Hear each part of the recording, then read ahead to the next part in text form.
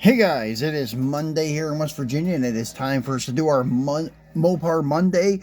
And I have this guy out here because I found his two other counterparts finally.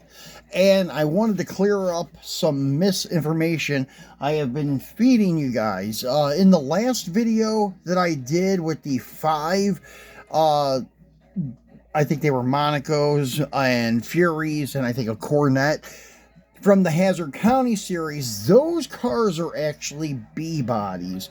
I should have known with the name Coronet, like this guy here is a 75 Coronet, and a Coronet is a B body platform, and I should have known that, but because of the name Monaco and Fury being tossed around on the same platform, I figured it was a C body, but I was wrong. The short wheelbase ones, like this body style, are still considered B bodies, but the longer wheelbase one, which we're going to be showing one of those today, is the C body. It is the early Monacos and the older Monacos that are the Royal Monaco, that are based on the older original Monaco body style.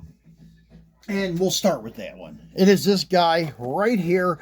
This is your 1974 Dodge Monaco. And this one took me a little bit of work to find. This one is really hard to find.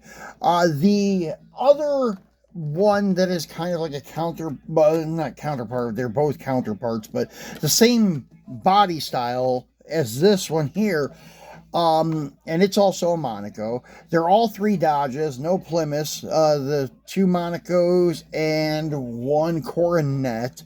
So anyways, as you can see, this is just kind of a longer car in general. So this is your C body, and this is the earliest car that you would have seen on Chips, the television show from the late 70s, early 80s.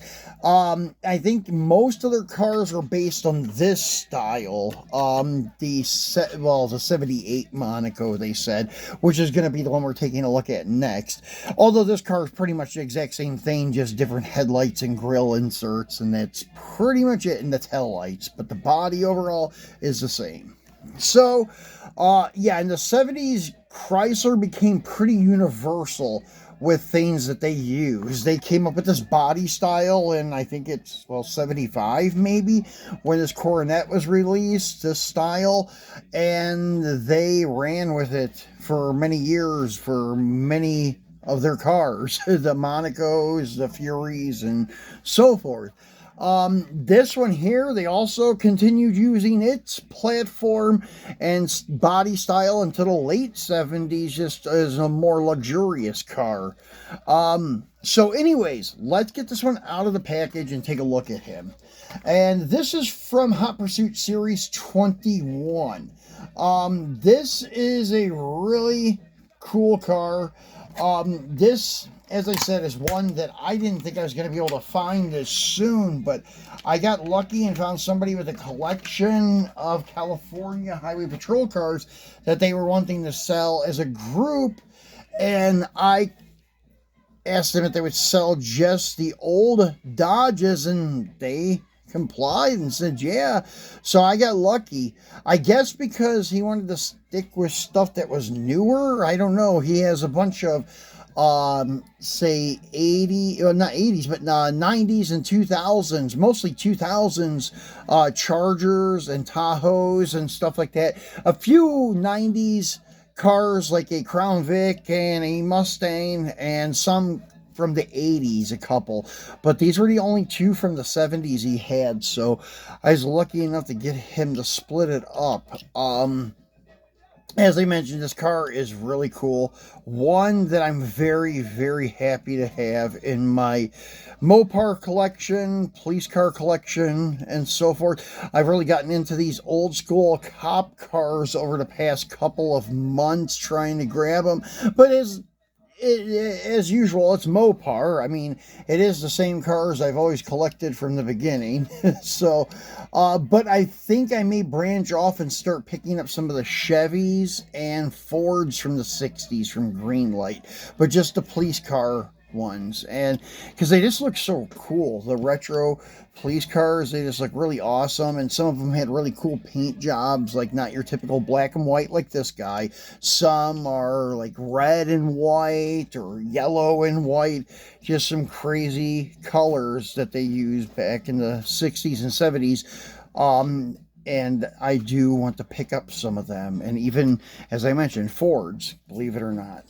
But as you can see, this car is beautifully detailed with the rear tail lights. They are red acrylic tail lights.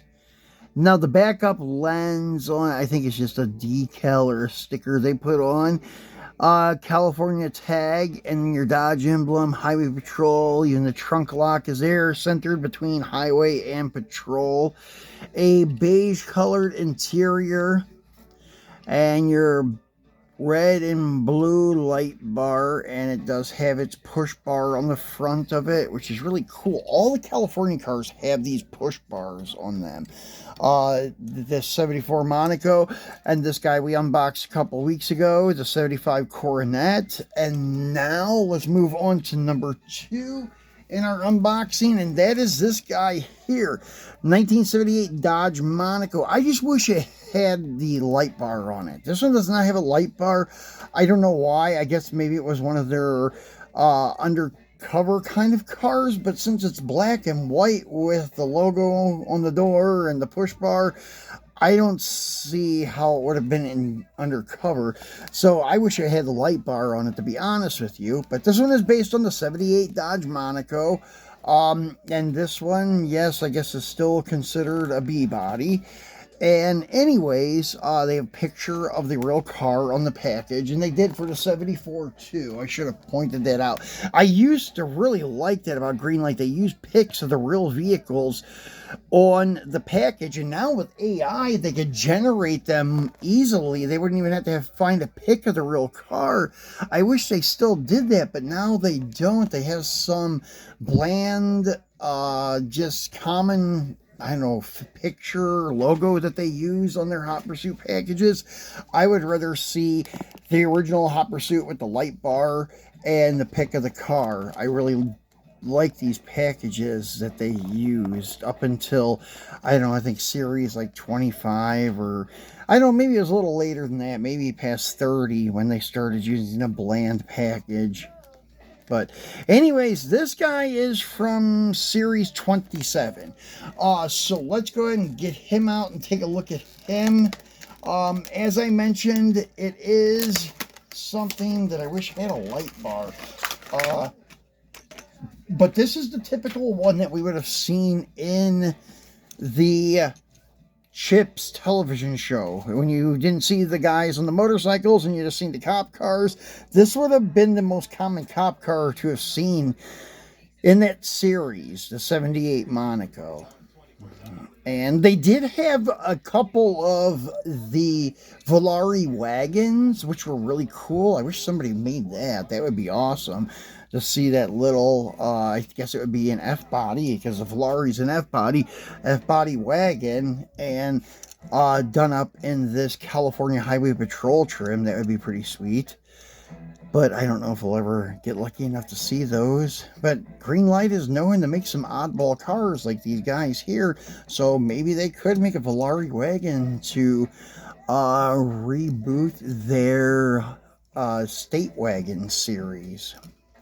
So as you can see, a very nice car. The detail and stuff they do on these with the headlights, the grills, and such is very nicely done. And as you can see, the rear bumpers and stuff, they're all, like, this one is a 78 Monaco. This is a 75 Coronet. As you can see, it's the same car, but the bumpers are slightly different. I don't even know if the bumper is different. It just may be the light decal. I think the bumper is different for the 75 Coronet.